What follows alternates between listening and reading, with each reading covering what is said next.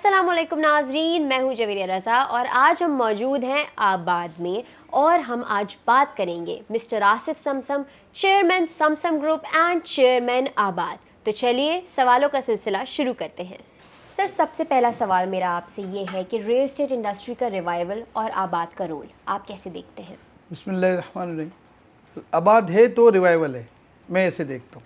आबाद को अगर निकाल दे रिवाइवल में से तो फिर वो रिवाइवल की बात बेमानी हो जाएगी, क्योंकि ये सिंगल प्लेटफॉर्म है पूरे पाकिस्तान में housing, construction, real estate sector का, जो कि रेगुलेट करता है, मॉनिटर करता है, और इसी के मेंबर हैं जो सिंध में SOPs है कि बगैर मेंबरशिप के कोई बिल्डिंग कमर्शियल बन ही नहीं सकती अगर आबाद का मेंबर नहीं है।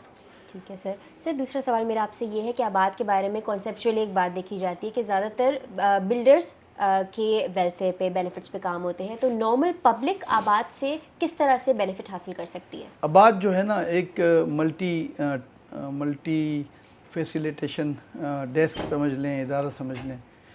आबाद के लिए अगर हम बात करें तो आबाद मिलियंस ऑफ जॉब का प्रोटेक्टर है। जो भी आपने बात की कि आबाद क्या रोल करता है, आबाद अलाइड इंडस्ट्री जो चलती है उसकी टोटल प्रोडक्शन का बायर हमारे सेक्टर के लोग हैं।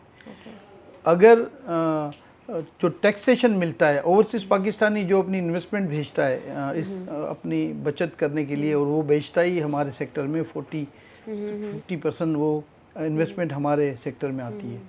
तो ये है आबाद का रोल, जो फॉरेन एक्सचेंज भी लाता है, आपकी लोकल इंडस्ट्री को भी प्रोटेक्शन देता है, आपके लोगों को स्किल, नॉन स्किल लेबर को रोज़गार का ज़ामिन है वो, और साथ में टैक्स कल्चर, क्योंकि हमारा कोई मेंबर नॉन टैक्स पेयर नहीं होता, टैक्स कल्चर को फ़रोग देने में, टैक्स कल्चर को बढ़ाने में।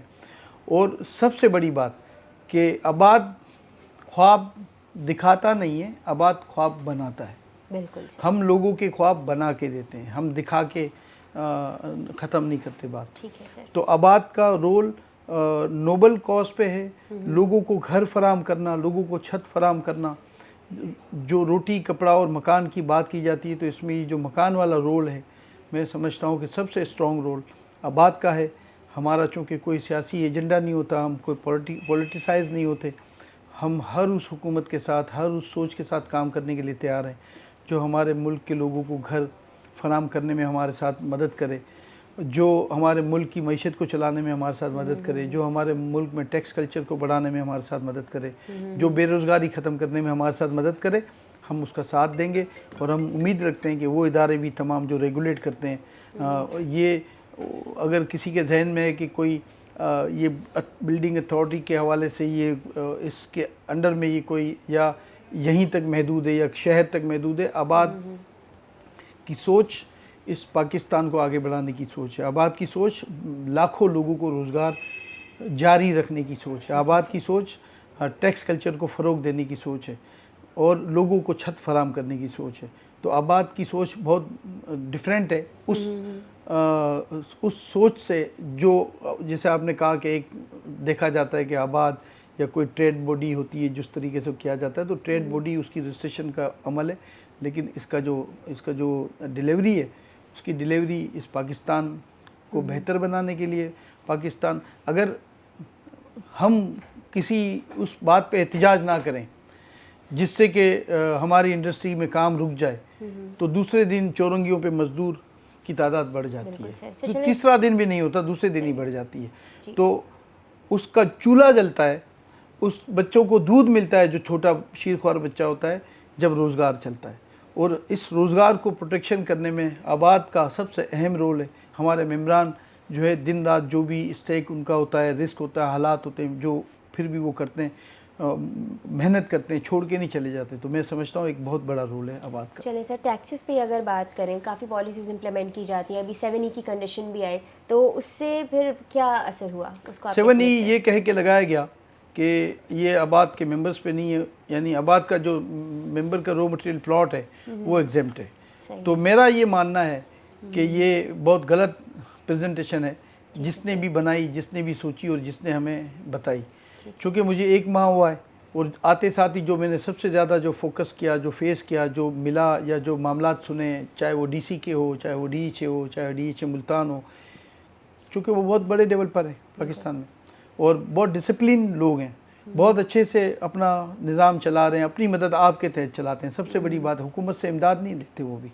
تو یہ میرا کہنے کا مقصد کبھی یہ نہیں ہوتا کہ میں یہ کہہ رہا ہوں کہ ڈی ایچ اے ڈیولپر ہے. ڈی ایچ اے مثال ہے ہمارے لیے, ہمیں ان کی تقلید کرنی چاہیے, سندھ بلڈنگ کنٹرول اتھارٹی کو بھی اور تمام ہمارے ممبران کو بھی, کہ وہاں پہ وائلیشن نہیں ہے, وہاں پہ کوئی سورس نہیں ہوتی کہ آپ اپنی مرضی سے اس کو وائلیٹ کریں گے. تو یہ مثال ہے, اور میں سمجھتا ہوں کہ ان کی تقلید کرنی چاہیے. وہ ان کی میں بات کر رہا ہوں, ان کا بھی ذہن میں سمجھتا ہوں, میں اپنی بات کر رہا ہوں, اپنے ڈیولپرز کا ذہن سمجھتا ہوں. ان سب کا ذہن اس بات پہ اب ایگری ہو گیا ہے کہ 7E ہماری انڈسٹری پہ تھریٹ ہے. یہ وہ تھریٹ ہے کہ جو ہمیں میٹھے شوگر لالی پاپ میں لگا کے جو ہمیں دیا گیا, جس کی پہلی ہی تے کے بعد ہمیں پتہ لگ گیا کہ یہ ہمارا اس کو زندہ رہنا بھی مشکل ہے اگر یہ موجود رہا. اس لیے کہ کہا جاتا ہے کہ یہ ان پہ ہے جن کے پاس پلاٹ ہیں. اب میں جس ملک میں رہتا ہوں, اس ملک میں کلچر ہے, بہت سادہ سا کلچر ہے, چونکہ جوائنٹ فیملی سسٹم ہے. اس ملک میں جو بیوی ہوتی ہے, جس کو ہم جو وائف ہوتی ہے گھر کی خاتون خانہ, اس کے پاس کوئی سوشل سیکیورٹی نہیں ہے, اس کے پاس کوئی گارنٹی نہیں ہے کہ اس کا شوہر اچھا کام کر رہا ہے, اچھی پے لے کے آتا ہے. اگر کل کو وہ نہ رہے تو کل وہ جو بچے اسکول جاتے ہیں وہ جا پائیں گے کہ نہیں, یا ان کی جو بیٹیاں ہیں ان کی شادی ہو سکے گی کہ نہیں. تو میں اس معاشرے میں رہتا ہوں, تو اس معاشرے میں سنگل سیکیورٹی اس عورت کے پاس ہوتی ہے جو اس کا شوہر اس کے نام پہ کوئی انویسٹمنٹ کرتا ہے. اور انویسٹمنٹ لانگ ٹرم کی اگر بات کریں تو ہمیشہ پلاٹنگ میں ہوتی ہے. جو انویسٹمنٹ پلاٹنگ میں ہوگی تو اس کا ثمر 15 سال کے بعد 16 سال کے بعد نکلتا ہے, جب وہ سمجھتا ہے کہ اب میری بیٹی بھی بڑی ہو گئی ہے, اس کی شادی کے لیے بھی میں اخراجات اٹھا سکتا ہوں. اور یہ ریکارڈ ہے ہمارا پاکستان میں کہ 15 سال پہلے لیا گیا پلاٹ اگر وہ 10 لاکھ کا تھا تو آج 5 کروڑ کا ہوگا. یہ نارمل ہے. اگر کسی نے 35 لاکھ روپے کی انویسٹمنٹ کی انسٹالمنٹ پہ 15 سال پہلے, تو 3-4 سال میں اس نے پے کیے, اور آج وہ پلاٹ 3.25 کروڑ روپے کا ہو گیا FBR ویلیو میں. تو آپ نے پہلے ڈکلیئر کرایا لوگوں سے کہ چونکہ ڈکلیئرڈ گھر کی عورتوں کے نام پہ پلاٹ ہوتے نہیں تھے. یہ چور نہیں تھے لوگ, یہ کلچر نہیں تھا, کیونکہ ٹیکس NTN لینا, ہر سال پیسے دینا, ہر سال جواب دہی ہونا, تو لوگ ایجوکیٹڈ نہیں ہوتے ٹیکس کے قانون سے, تو لوگ اوائڈ کرتے ہیں. تو آپ نے کہا FATF آ گیا, فلاں قانون آ گیا, جو ڈکلیئرڈ نہیں کرے گا اس کی پراپرٹی بے نامی تصور کی جائے گی اور بحق کے سرکار ضبط کر لی جائے گی. سب سے جو سادہ طبقہ ہوتا ہے نا, جن کے پاس ساری زندگی کی جمع پہنچی, سب سے پہلے وہ ڈرتا ہے. تو وہ بیچارے سارے رجسٹرڈ ہوئے. رجسٹرڈ ہونے کا مطلب ہے آپ NTN آپ کو مل گیا. اب آپ کو وکیل یہ کہے اس سال کہ آپ کا 4.25 کروڑ روپے کا ہے اور 1% کے حساب سے آپ کا جو ہے یہ ٹیکس کا پے آرڈر بنتا ہے, آپ دے دیں. تو وہ مجھے جو ہمارا سامنا ہوا, ہمارا واسطہ پڑا, تو وہ کہتے ہیں خاتون ایک کہ میرے شوہر نے لیا تھا, میرے بچوں کے مستقبل کے لیے لیا تھا, اب وہ نہیں ہے, آج اس کی یہ ویلیو بن گئی ہے, تو میں نے اس لیے اس کو سنبھال کے رکھا ہے کہ میرے بچوں کی تعلیم کے اخراجات میں پورے کروں گی, بچوں کی شادیاں کروں گی, باقی گزر بسر میں کیسے بھی کر کے کر لیتی ہوں. اور ایسے گزر بسر کرتی ہوں کہ میرے گھر میں بجلی کے بل بھرنے کے پیسے نہیں ہوتے. اور یہ وکیل کہتا ہے میں پیسے دے دو, تو اس نے کہا ہمارے پاس بجلی کے بل کے پیسے نہیں ہیں, تو کیا ایسا کوئی ٹیکس میں ترمیم یہ کر سکتے ہیں کہ یہ مجھ سے ہر سال 10 گز پلاٹ لے لیں, کیونکہ میرے پاس تو ٹیکس نہیں ہے. تو میں سمجھتا ہوں کہ اس کلچر میں اس قسم کی بات کرنا, اس قسم کا ٹیکس لگانا, اور پھر آنے والی انویسٹمنٹ کو جو اب ہونے جا رہی ہے آگے 15 سال کے لیے, اس کو ہولڈ کر دینا, ان کو ڈرا دینا کہ آپ نہیں لینا, آپ کو سالانہ ٹیکس بھرنا پڑے گا. آپ تو اپنی بیٹی کب جوان ہوگی, یا بچی کب شادی کے قابل ہوگی, یا بچہ کب اس قابل ہوگا کہ اس کو بڑے اسٹرکچر کی فیس چاہیے گی, اس سے پہلے یہ پلاٹ خرچ ہو جائے گا ٹیکس دیتے دیتے. تو میں سمجھتا ہوں اس نے بہت نقصان پہنچایا, اور سب سے زیادہ نقصان یہ پہنچایا کہ جب بھی میں بات کرتا ہوں تو وہ لوگ سمجھتے ہیں کہ میں بات کرنے جا رہا ہوں ٹیکس بچانے کے لیے, ٹیکس کے خلاف. میں یہ بتانے جا رہا ہوں کہ آئندہ آنے والے سالوں میں آپ کو, چونکہ ہماری انڈسٹری 50% سے زیادہ ڈاؤن چلی گئی ہے, ایک چیئرمین ہونے کے ناطے بڑا دل کر کے میں یہ کہہ رہا ہوں کہ 50% سے ڈاؤن ہو گئی ہے, ورنہ حالات اس سے بھی بہت زیادہ خراب ہیں. تو مایوسی سے بچنے کے لیے میں بات کر رہا ہوں. تو آنے والے دنوں میں آپ کو ٹیکس ہمارے سیکٹر سے آدھا بھی نہیں ملے گا. اس 7E نے آپ کے ساتھ وہ کارنامہ کیا کہ فرض کر لیں کہ اگر آدھا ٹیکس کا اماؤنٹ 5 ارب روپے ہے تو 7E سے آپ کو ملیں گے 50 لاکھ روپے. یہ ایگزامپل کے طور پہ فگر دے رہا ہوں. 50 لاکھ روپے کمانے کے لیے 5 ارب کا ہم نے نقصان کر دیا. تو آپ مجھے سوچیں یہ کون سا دنیا کا اکاؤنٹنٹ ہے جو یہ سمجھائے گا کہ 50 لاکھ روپے کے کمانے کے لیے 5 ارب کا نقصان کر دو. تو یہ میں سمجھتا ہوں جس نے بھی پریزنٹیشن بنائی، جس نے بھی اداروں کو دی کہ جب 30 سپٹمبر آئے گی یا ایکسٹینڈ کے بعد 31 اکتوبر آئے گی تو آپ کو خود بخود جسے بجلی کے بل میں ٹیکس لگتا ہے ایسے جنریٹ ہو کے آپ کو ٹیکس مل جائے گا. تو بجائے اس کے کہ ہم محنت کریں ان ایونیوز پہ کہ ہم ٹیکس کلچر کو بڑھائیں، اب ٹیکس میں اصلاحات ٹھیک طرح سے کریں، ہم نے یہ شارٹ ٹرم دیکھ لیا کہ اس کو پراپرٹی ڈکلیئرڈ ہے اس کی، اس سے ہم نے ٹیکس لے لینا، یہ ٹیکس دے دیں گے. نہیں کریں گے اکاؤنٹ سیز کریں گے، ڈیفالٹ کریں گے، نوٹس بھیجیں گے. تو میں سمجھتا ہوں کہ مائنڈ سیٹ جو ہے ہم بات کر رہے ہیں پاکستان میں ریونیو آنے کی، ہم بات کر رہے ہیں پاکستان میں ٹیکس آنے کی، اور یہ چلیں اس بات کو تو چھوڑیں 7E کو. میں ایک سادی سی بات کر رہا ہوں، جتنا ٹیکس کریں گے آپ اس سیکٹر کو اینڈ یوزر بھرے گا. تو آپ واضح طور پہ یہ میسیج دے رہے ہیں کیونکہ ہمارا سیکٹر ہاؤسنگ میں ہی سب سے بڑا کام کرتا ہے آباد. تو آپ یہ میسیج دے، یہ بنگلے نہیں بناتے، ہم لگژری بنگلے والے ہم لوگ نہیں ہیں، ہم ورٹیکل تعمیرات والے لوگ ہیں، یا چھوٹا پلاٹ دیتے ہیں جس میں کوئی بندہ سوچتا ہے کہ جب افورڈیبل لیونگ. تو اگر آپ مجھے پریشرائز کر رہے ہیں تو آپ کو اتنی سی بات سمجھ میں نہیں آ رہی کہ آپ مجھے نہیں پریشرائز کر رہے، آپ اس کو پریشرائز کر رہے ہیں جو آخر میں اپنے گھر کا خواب دیکھ رہا ہے، اپنے بچوں کی فیس بچا کے، اپنے بچوں کے یونیفارم کے پیسے بچا کے، اپنے بچوں کی جوتے پھٹے ہوئے چلا کے پیسے جمع کر رہا ہے اور وہ گھر لینا چاہ رہا ہے. آپ اس کو ٹیکس کر رہے ہیں. دنیا میں سبسیڈائز بھی کیا جاتا ہے، زیرو مارک اپ پہ لون دی جاتی ہے کہ لوگ اپنی چھت بنا لیں. حکومت وقت کی آئینی ذمہ داری بھی ہوتی ہے کہ وہ بے گھر افراد کو چھت دے. جب یہ سب کچھ ہم نہیں کر سکتے تو کم از کم یہ تو سوچیں کہ کبھی IMF کی آ جاتی ہے وارننگ، تو میں سمجھتا ہوں شاید IMF کو یہ نہیں پتا کہ یہ گھر جو بن رہا ہے کن کے لیے بن رہا ہے. اور IMF کہتا ہے امیروں پہ ٹیکس، تو یہ تو ڈائریکٹ آپ ان کو ٹیکس کر رہے ہو جو غریب لوگ ہیں. آپ ایک اگر کوئی جوتا کمپنی بناتی ہے 5,000 روپے کی اس کی کاسٹ ہے، اس کو 60,000 روپے ٹیکس کریں گے تو وہ 70 کا ہی بیچے گی نا.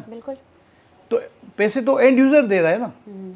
تو کیوں آپ اس کو روک رہے ہیں، کیوں آپ لوگوں کو تنگ کر رہے ہیں، کیوں آپ چاہتے ہیں کہ اس ملک میں گھر نہ ملے لوگوں کو اور کچی آبادیاں بڑھیں. جب کچی آبادی بڑھے گی تو نان ایڈریس لوگ پیدا ہوں گے، جن کا ایڈریس نہیں ہوگا. جن کا ایڈریس نہیں ہوگا وہ خطرناک صورتحال ہو جائے گی کہ کرائم کو آپ کنٹرول نہیں کر سکیں گے، کیونکہ کچی آبادی میں غریب جاتا ہے بیچارہ.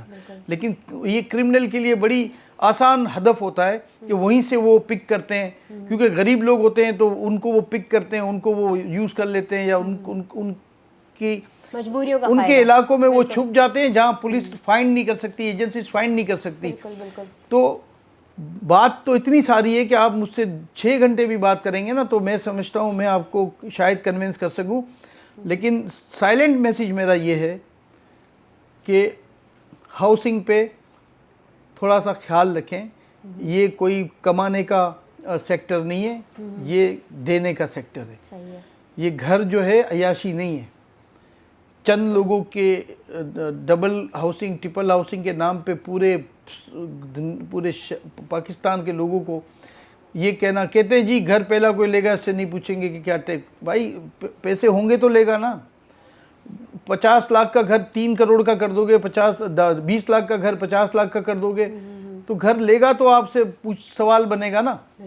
تو ہمیں یہ مائنڈ سیٹ جو ہے میں سمجھتا ہوں، دیکھیں حکومتیں جو آج کی میں بات کرتا ہوں، آرمی چیف نے جو قدم اٹھایا ہمارے ڈالر کے حوالے سے، جو ایک رومر چلی کہ یہ 500 ہو گیا 600 ہو گیا. 500 کا مطلب ہے کہ جو ایک وقت کا کھانا کھاتا ہے نا وہ اس سے بھی گیا.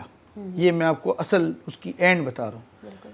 تو میں سمجھتا ہوں کہ جو ایکشن لیا انہوں نے چھینا ہوا نوالا واپس اس غریب کے منہ میں ڈالا. یہ لوگ شاید عام لوگوں کو میں سمجھتا ہوں کہ تھوڑا سا وہ ہوگا کہ میں کیا بات کر رہا ہوں، لیکن ڈالر کا بڑھنا، روٹی آپ کی رینج سے نکل جانا، اور ڈالر کا کم ہونا، روٹی واپس آپ کے ہاتھ میں تھما دینا. تو یہ چیف نے یہ کام کیا. اور میں یہ تعریف اس لیے نہیں کر رہا کہ میں کوئی میں جو دیکھ رہا ہوں میں سچ آپ سے کہہ رہا ہوں. جو نگراں حکومت کے ساتھ مل کے جو انہوں نے ایکشن لیا, اسمگلنگ کو روکنے کے لیے بات کی اور لگے ہوئے ہیں, وہ سارا یہ کرتے جا رہے ہیں. بس دعا یہ ہے کہ یہ تسلسل ٹوٹے نہ, چاہے یہ نگراں حکومت ہو چاہے آنے والی حکومت ہو. اس میں سمجھتا ہوں کہ کمپرومائز کبھی کرنا ہی نہیں چاہیے. یہ ملک کی سالمیت کا مسئلہ ہو جاتا ہے کہ مہنگائی اگر بڑھ جائے گی تو انار کی بڑھے گی. تو اور دوسری بات, سود کا جو انٹرسٹ ریٹ ہے وہ جو ہائی اس پہ جا چکا ہے, اس کی وجہ سے پاکستان کی تمام انڈسٹریز میں کام متاثر ہو گیا ہے. تو ایک فوکس انہوں نے وہ کیا, کر کے دکھایا. تھوڑا مشکل بھی ہوتی ہے لیکن میں سمجھتا ہوں ہمیں دعا بھی کرنی چاہیے اور ہمیں اپنے ملک کی خاطر یہ سوچنا چاہیے کہ ہم ان کو اپریشیٹ کریں, ان کی حوصلہ افزائی کریں کہ یہ چھوڑنا نہیں ہے ایسے معاملات کو.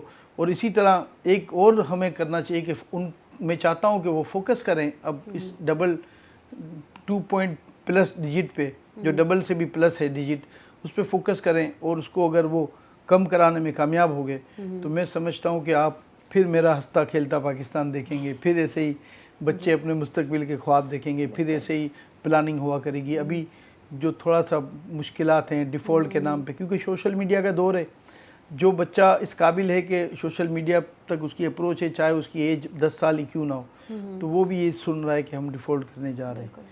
تو کیا میسیج ہم دینے جا رہے ہیں؟ بالکل صحیح بات ہے. سر آخری میرا سوال اور بریف سا سوال میرا آپ سے یہ ہے کہ مختلف ایونٹس آرگنائز کرائے جاتے ہیں پراپرٹی ویلفیئر کے لیے, پراپرٹی پاپولیرٹی کے لیے.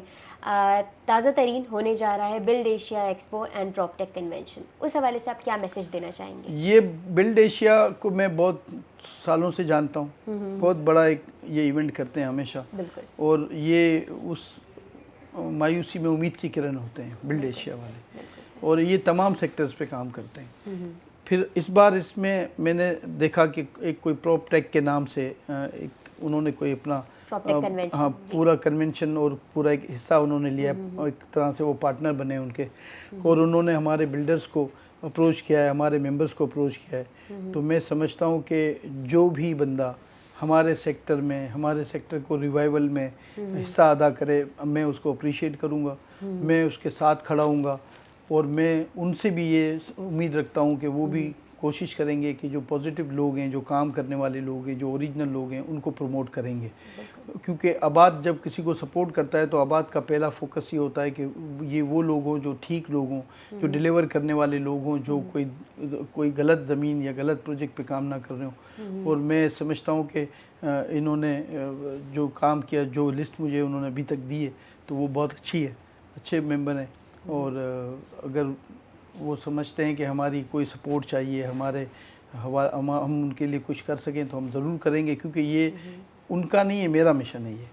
یہ پراپ ٹیک اگر ریئل اسٹیٹ میں کام کرنا چاہتا ہے تو یہ میرا مشن ہے, اور میں چاہتا ہوں کہ میں ان سب لوگوں کی حوصلہ افزائی کروں, کیونکہ آباد کا ایک ہی فوکس ہے کہ جو بھی اس سیکٹر میں کام کر رہا ہے, چاہے وہ اسلام آباد میں کر رہا ہے, گوادر میں کر رہا ہے, یا گلگت میں کر رہا ہے, یا کراچی میں کر رہا ہے, اور چاہے وہ کسی بھی الائیڈ انڈسٹری کا وہ حصہ ہے, تو ہم اس کے ساتھ کھڑے ہیں, ہم اس کی آواز بننے کے لیے تیار ہیں. ہم اس کی مشکل میں اگر کوئی ہمارے سے مدد ہو سکے تو وہ کرنے کے لیے تیار ہیں. ہم اگر ان کے لیے کہیں جانا پڑے تو ہم جانے کے لیے تیار ہیں.